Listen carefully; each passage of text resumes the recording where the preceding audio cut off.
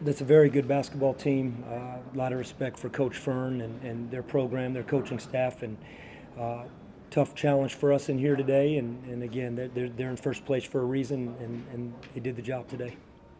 Coach, 30 minutes, tight game. What did you kind of see change in the last 10 minutes or so? Well, I mean, I think there's a number of things. Obviously, we struggled to score the basketball. I mean, in terms of we got some looks, particularly in the first half as we evaluated our shot quality. I mean, we have a chance to look at that stuff at halftime, and we got some good looks. And you get some paint kick-out shots, or you get 2 feet in the paint, you need to convert some of those. And again, we didn't. And so it's a rock fight again defensively.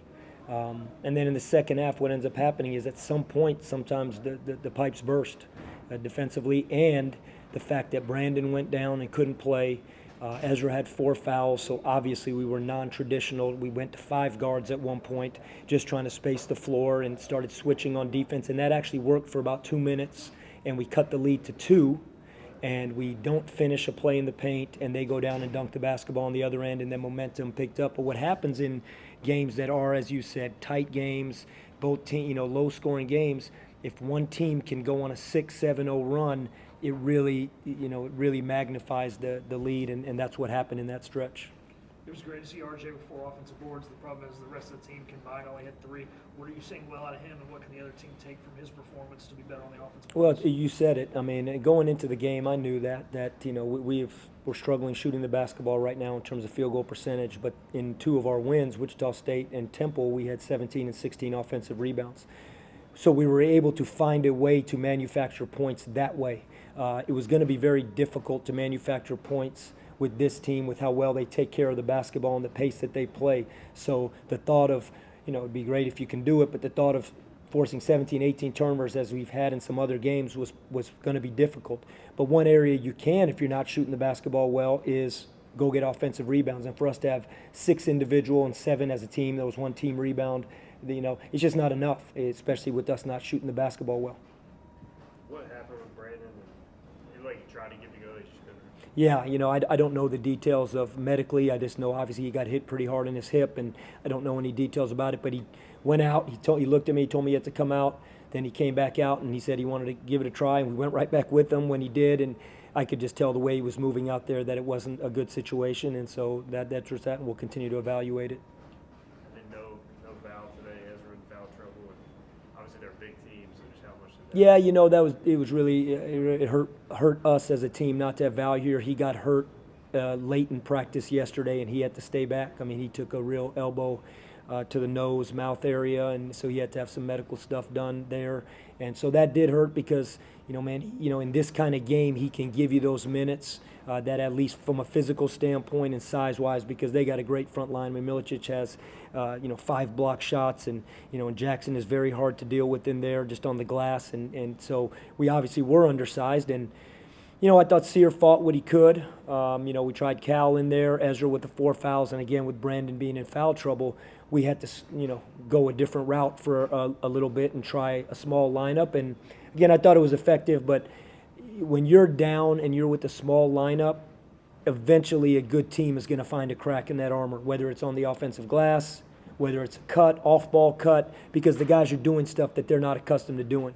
I mean, we don't play 5 guards on defense. That's not our defense. Our defense is more predicated on physicality, more predicated on help and being able to swarm the ball in the paint, as opposed to now you're down 6 or 7, you're trying to pressure the ball, the court starts to get wide open, and give Charlotte a ton of credit. They also made shots. They shot 50% in the second half. And again, I'll say it, and I'll keep saying it, there's a reason they're in first place, and Coach Fern and their program, what they're doing, and they showed it tonight. Ruckus crowd tonight for the first 30 minutes. Anytime they got going, your team seemed to respond. Can you just talk about the maturity of your team, where they've come since that first road game at George Mason back in? Yeah, I'll be honest. This is a great environment. Nothing but respect for Charlotte and their fan base. I mean, it was fantastic in terms of the environment in there. I don't think our guys are rattled to play on the road. I thought Charlotte played really good basketball, whether we've gone into FAU or gone to Wichita State or gone to Temple or UAB. UAB, we led for 32 minutes of the game. So I think our team is growing from a standpoint of because in that George Mason game early in the season, that was our first road test, and we didn't handle it very well, albeit we had some guys out. But the bottom line is, I think this team handles being on the road and welcomes a good environment. That's what all college guys want. That's what college basketball is about. But that being said, we didn't do the job whether we were at home or on the road in terms of the last 10 minutes of the game. Coach, no secret y'all struggled offensively, kind of this break coming up. Do you try and reevaluate things? Like, what do you look at there to get a kickstart? Yeah, I think that's a great point. 100%, we will do that as a staff. I think there's other things. You know, the guys get a chance. This is this was a difficult stretch here. 2 road games in 6 days, and 2 of them versus 2 of the 2 first-place teams in the league. And so I think from a physical standpoint, a mental standpoint, and academic standpoint, this week will be big in terms of being able to hopefully maybe get some guys healed up a little bit or get some guys' body feeling a little bit better going into this Texas road trip next week versus UT San Antonio. But also, I liken it to baseball a lot. You know, in baseball, if a hitter's struggling, he gets in the batting cage and he sits in the batting cage and he works, and whether it's mechanics, whether it's film, whether it's just repetition work. And when you have a 3-game stretch in 6 days, what you lose is gym time. And we didn't have a bye week this first half of conference play, so this will be the first time that our guys maybe get a couple days where we won't have true practice where they can just be in the gym and trying to work on shooting the basketball or other areas that maybe have gotten away from us.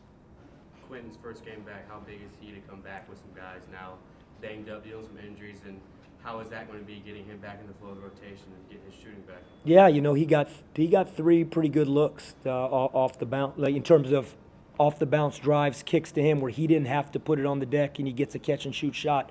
And I know he's capable of making those. He will make those. They didn't go in tonight, I'm sure. I mean, he practiced for the first time yesterday. He literally has not, the day he got hurt in that FAU game on January 2nd, he has not put a practice in, had a rep in practice since yesterday. And he did it yesterday, so I give him a lot of credit, a lot of toughness for him to fight through it. Obviously, from a conditioning standpoint and timing standpoint, he's not going to be there yet. But I like what he gave us tonight. And, hopefully as the season goes and February goes, he helps allow us to stretch the floor out a little bit, because that's where we're struggling right now. Anything else for Coach? Thanks, Coach. Thank you, guys.